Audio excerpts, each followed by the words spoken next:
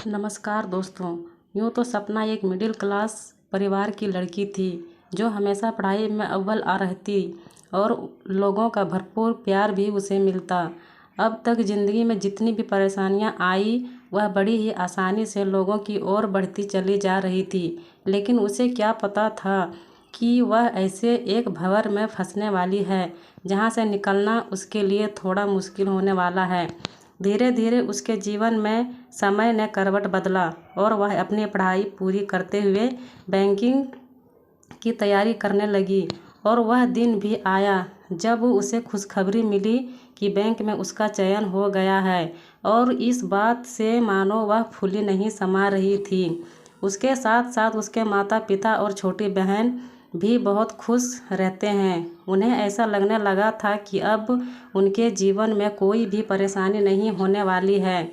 लगभग 2 साल तक बैंक में नौकरी करते हुए उसे कई सारे ऐसे रिश्ते आए जिससे ऐसा महसूस हुआ कि अब उसकी ज़िंदगी में एक नया पड़ाव आने ही वाला है।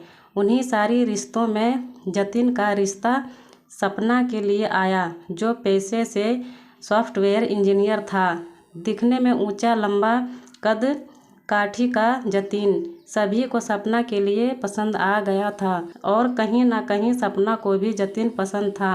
2 महीने के अंदर ही सपना और जतिन की शादी कर दी गई। शुरू शुरू में तो जतिन ने सपना को बहुत अच्छे से रखा, उनकी हर छोटी बड़ी ख्वाहिशों का पर ध्यान देना शुरू कर दिया। उसने सपना को हसीन सपने दिखाए जिससे सपना को ऐसा लगने लगा कि उसे सपनों का राजकुमार मिला है। एक दिन सपना और जतिन शॉपिंग करने मार्केट जाते हैं। तभी सपना, अरे अखिल, यहाँ क्या कर रहे हो? सपना दौड़कर अपने बचपन के दोस्त अखिल के पास जाती है और यह बात जतिन को बहुत बुरी लगती है। पीछे पीछे जतिन जाता है और गुस्से में सपना को देखते हुए कहता है, किसी अजनबी के लिए तुम इतना परेशान क्यों हो रही हो?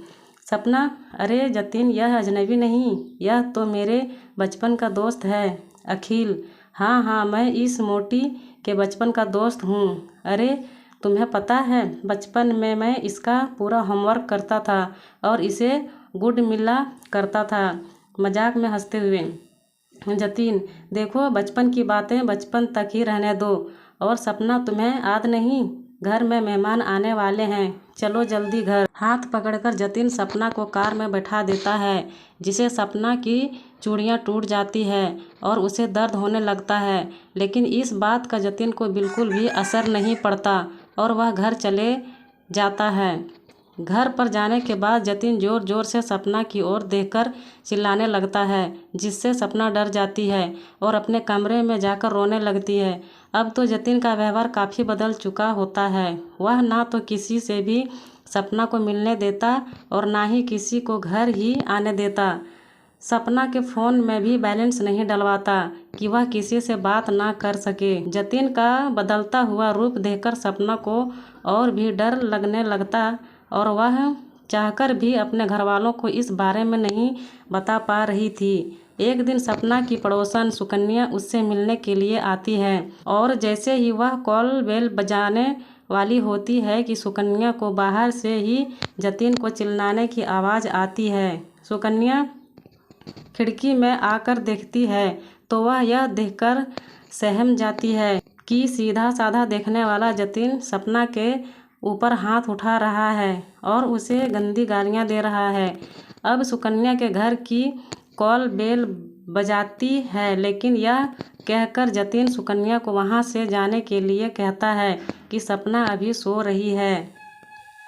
कुछ दिनों बाद ही जतिन ने सपना की बैंक की नौकरी छुड़वा दी और उसे घर में ही रहने की सलाह दी। अगर सपना कुछ भी कहती तो फिर से जतिन उसके साथ गलत व्यवहार करता। रोज रोज होने वाले इस झगड़े से वह बहुत परेशान हो चुकी थी और वह अब इस समस्या का हल निकालना चाहती थी। बैठे बैठे उसने मन में सोचा कि ना जाने आज तक कितने उतार चढ़ाव उसने अपने जीवन में देखे, लेकिन जिस इंसान से उसे सबसे ज़्यादा उम्मीदें थी उसने ही उसे बेगाना कर दिया। बार बार सपना को अपने माता पिता की याद आने लगी। एक दिन बाद दोपहर में बैठी हुई थी तभी उसे खिड़की से अंदर की ओर एक चिट्ठी आते हुए दिखाई देती है और वह दौड़कर उस कागज को उठाकर पढ़ने लगी, जिसमें लिखा हुआ था, तुम जैसी समझदार और पढ़ी लिखी लड़की इस प्रकार से दुखी देखना बिल्कुल अच्छा नहीं लगता। तुम एक आत्मसम्मान लड़की हो। तुम्हारे माता पिता की दी गई शिक्षा क्या तुम इस तरह से बर्बाद कर दोगी? उठो और अपने हक के लिए लड़ो। तुम अकेली नहीं हो। अपना सम्मान करना तुम्हारे अपने हाथों में है। सपना उस चिट्ठी को आगे पीछे घुमा कर देखने लगी, लेकिन उसने उसे किसी का भी नाम नज़र नहीं आया। लेकिन इसको पढ़ने के बाद उसके अंदर एक अलग ही आत्मविश्वास देखने को मिला। अब वह अपना बैग जमाने लगी। उसी समय वहाँ जतिन आ जाता है और उससे सवाल जवाब करने लगता है। सपना की लाल होती आँखों को देखकर जतिन के मन में एक अजीब सा डर समा गया और सपना ने उसे घूरते हुए कहा, अपने सवाल जवाब अपने तक ही सीमित रखो और मुझसे उलझने की कोशिश बिल्कुल मत करो। जीवन में चल रहे तूफान का किनारा अब मैं ही बनूंगी। सपना की आत्मविश्वास वाली बातों को सुनकर जतिन को अजीब सा एहसास हुआ, लेकिन उसके कुछ कहने से पहले ही सपना अपना बैग उठाकर वहाँ से चली गई। सपना वहाँ से सीधे ही अपने माता पिता के पास गई और उसकी आंखों में आंसू आ गए।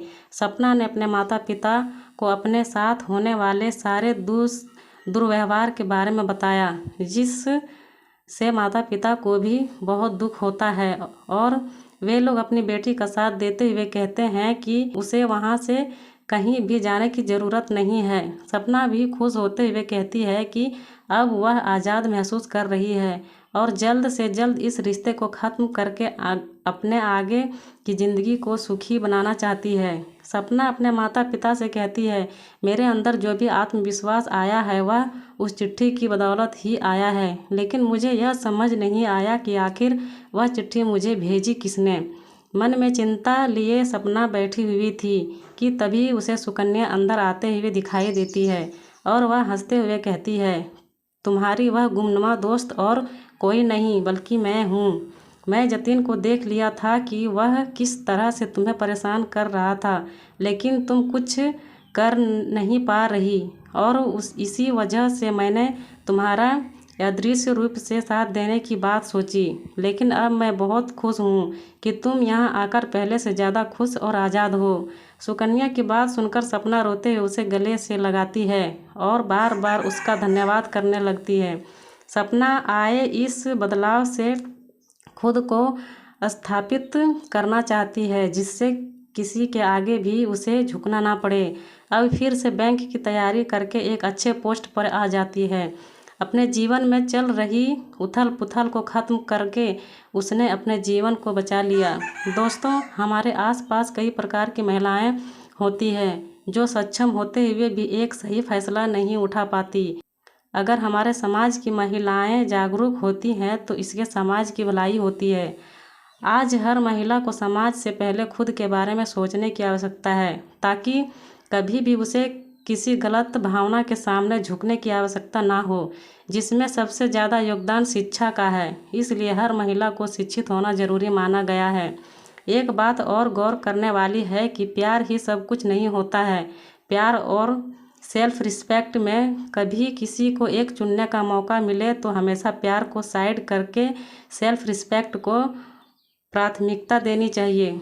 माना कि जीवन जीने के लिए प्यार सही है, लेकिन आत्मसम्मान उससे भी कहीं अधिक ज़रूरी है और एक महिला के लिए पढ़ा लिखा होना भी बहुत ज़रूरी है, क्योंकि एक पढ़ी लिखी महिला ही अपने साथ होने वाले अन्याय के खिलाफ आवाज़ बुलंद कर सकती है और अपने आत्मसम्मान के लिए लड़ती है।